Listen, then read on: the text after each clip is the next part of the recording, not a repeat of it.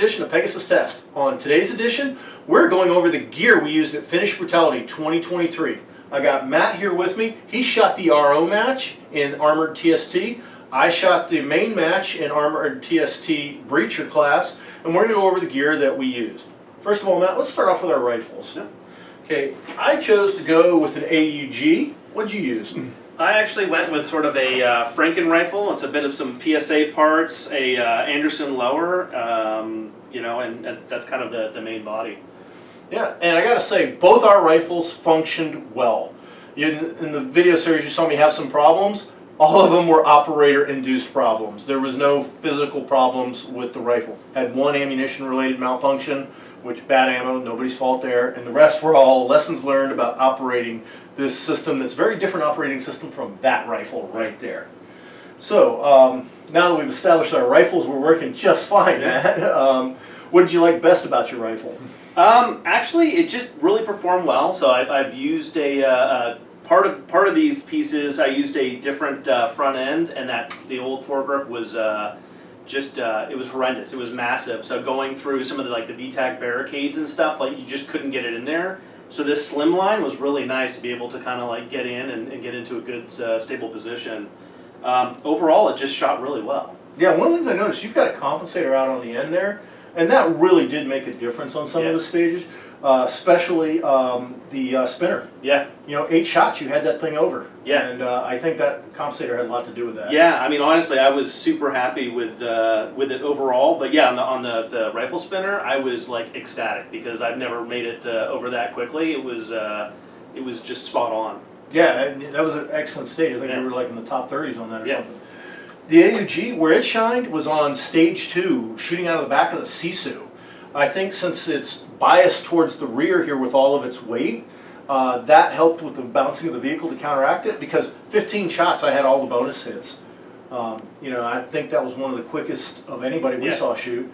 The other place where I thought it really shined was crawling under the barbed wire. I didn't have any problem. Like Bloke on the range, he had his FAL, which his rifle was wider than the lane we had to crawl through. And poor Pascal, with his STGW 57, had to carry it army way, put it over his shoulder, and made one movement and broke the 180 and got a DQ out of it. So just the compact size of this really worked well under that stage as well. Agreed. Do you think you had a stage where your rifle worked against you, maybe?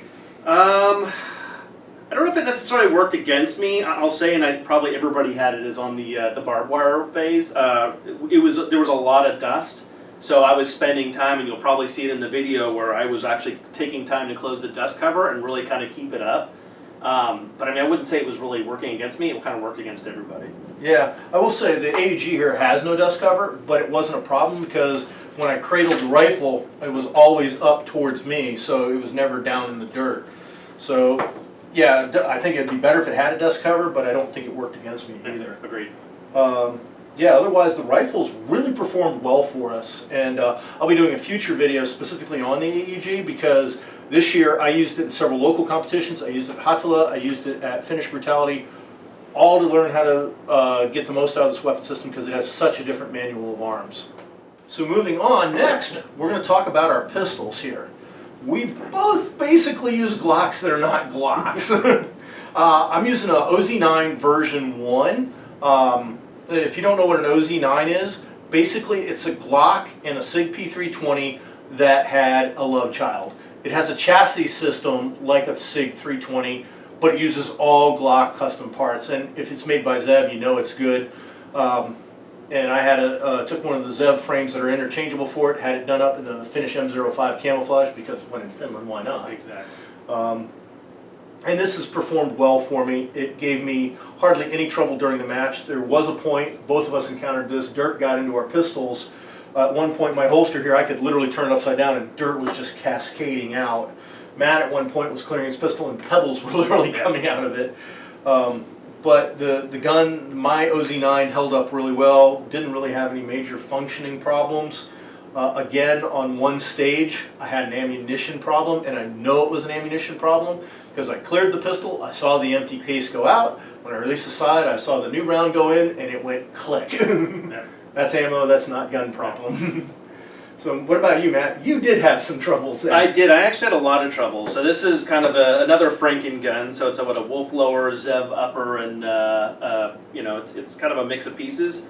Honestly, that stage, the barbed wire stage, killed me. I had nothing in the magazine well, so this filled with dirt and debris. So when I was pulling it out and racking the slide, it literally was pebbles and dust falling out of it. Similar, if you watch Ziga's video, he had a similar incident as well. And honestly, that almost took my pistol down because it's even now in the trigger. If you're pulling the trigger, it's very crunchy and is not a smooth pull. So it definitely did some harm to my shooting. Yeah, I think another thing that worked against you was being in the RO match because coming out of that stage, you went to the next stage, which is just the same way I did in the main match. And we had time between our stages being in the main match to clean out the pistols. I know I did take the opportunity to clean my pistol. Poor Ziga, he took the garden that was literally growing his pistol out. Matt didn't have that opportunity. Yeah. You basically had to leave, go to the next stage, and if I recall, you were one of the very first shooters up.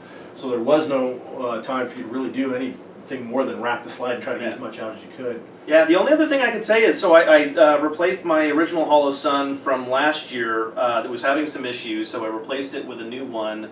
And I went from the 32 MOA circle dot, which I love, down to a 3 MOA dot, and I'm not a fan. So I will be definitely upgrading that as well. So that kind of was a first time using that in a competition. I was not happy. All right, lesson learned. Yeah, I had the standard circle dot Hollow Sun on mine, and that is the answer. That is the way. For a holster, I went with a standard US GI M12 holster on a drop leg extender, and the reason for that was twofold. One, the OZ9 fits in the M12 with a red dot on, and not a lot of pistols do that because this type of holster was invented 25 years before the dawn of the red dot on a pistol. So the fact that it works is amazing because the M12 is the answer most of the time. The second reason it was on a drop leg extender here was with my battle rig here that I'm going to talk about here in a minute, there was no place to put a pistol, so drop legging it down was the answer. It did a fairly good job of keeping the debris out compared to the problems that Matt had, but it is, and I'll try to get close-ups of this later on, there is still a ton of dirt in there. All kinds of crap got up in there, even though it's a flap holster that's doing a pretty good job at keeping debris out. Now, what kind of holster do you use? So I actually have a Blackhawk drop leg, and I got this, I think, in my first match, Desert Brutality 2019. Yeah, 19. Yeah. And it's a universal from Blackhawk. I did it because the idea was I didn't know what I was going to use from a pistol standpoint, so I went with the universal. I actually really like it. It works well. I've never had any problems with it locking up or having any problems, so I just continue to use it. Yeah, and why not? The nice thing about it is that version of the Omnivore there, you notice it's two-tone. That's because it's got rubber coating on it. It takes up a lot of abuse for the holster, and it also does a lot to mitigate the tapping and the rattling of the holster. Yep. For those who are not familiar with it, the Omnivore system uses this locking lug that you attach to the pistol rail of any railed pistol, and so far as we found, if you mount it on a rail, it goes in and locks with the holster. We've yet to find one that does not work with it. Yeah, agreed. All right, before we go into the details of the rigs that we used, need an explanation of the rules here. It's called Armored/TST. TST is a Finnish acronym for words I cannot pronounce because they're in Finnish and use every letter of the alphabet twice. But basically, unlike Armored Division back here in the US in Brutality, Armored's not required, it's a weight requirement. As long as you make weight. This is my patrol rig. I have used this since the 1990s. Upgraded over the years as Blackhawk came out with better than GI stuff in versions of butt pack and the mag pouches, the shoulder straps and all that. But I have patrolled a zillion miles in this thing. I have used this in the field. This is well-worn equipment. But when I loaded up with my water, all my ammo, strobes, pistol magazines, compasses, wet weather gear, MRE, first aid, blew right past that 12 kilo requirement very easily. So since I could make weight that way, that's how I chose to shoot it. Matt, you went with a slightly different setup. I did. I went a little bit more traditional. So I had a battle belt, you know, had my drop leg on there. I had my med kit, a dump pouch, which was extremely useful on this stage where you had to retain all magazines. Man, that's the first time I'd say that it was absolutely critical to have. Pistol pouch as well. And then for my armor, you know, it was pretty basic, slimline. I had my water in the back, front and back plates, knife and magazines. And then, you know, finally I did my my bump helmet with integrated hearing protection. And this all told in was definitely overweight as well, so making weight was not a problem. I tried to keep it kind of as light as possible, but yeah, it worked well. I've used this rig for probably 3 or 4 competitions. I generally like it. I'll probably switch up as we look at our next match, but yeah, it works. Yeah, and just to elaborate further on the rules, Matt's using a helmet there. Helmet counts towards your weight, but it's not required if you're making weight. A lot of videos out there that people, Bloke was in Armored TST, he made weight by using the British version of this. Yari made weight without using the helmet by using his gear that he literally wears as a Finnish reconnaissance commando.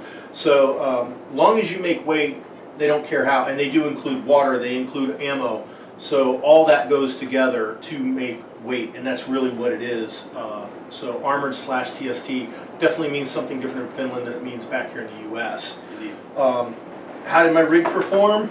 Well, yes and no. One, it performed. This rig has worked for me since the mid-1990s, and it's performed spectacularly for what it's designed to do. This is a patrol rig to go out on patrols in the woods, you know, 24 hours at a time, living out of your butt pack.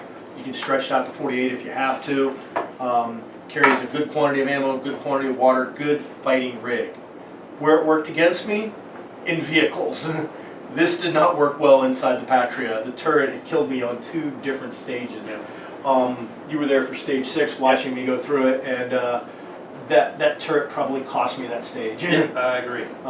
And on stage 1, the Casarda, I probably would have got the final shot that you see me aimed in right as the buzzer goes out.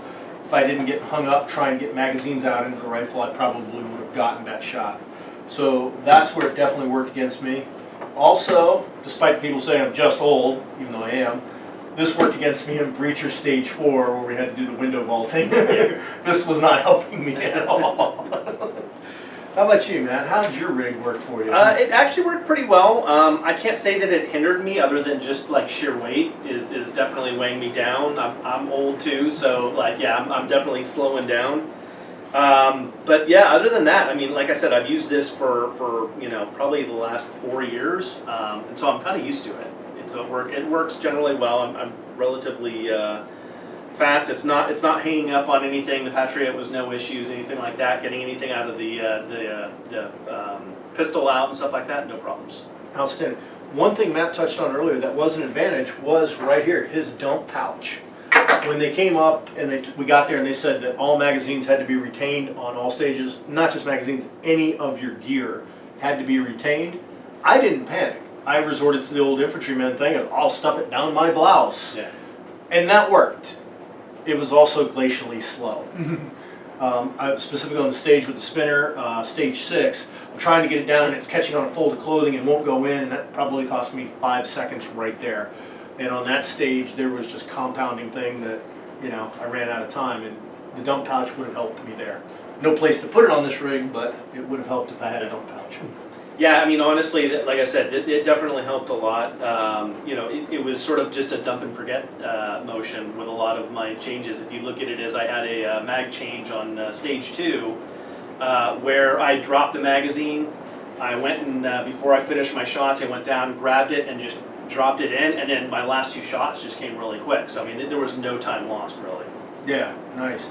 Another piece of gear that we got laid out here that we do need to talk about that was essential was gloves. Now these are mechanics wear gloves in Finnish M05 camouflage, available only from Barosteleka, but it doesn't have to be these gloves. Gloves in general were very handy here. You were on rocky ground, sharp rocks, you're dealing with props that had sharp edges, you had barbed wire to deal with.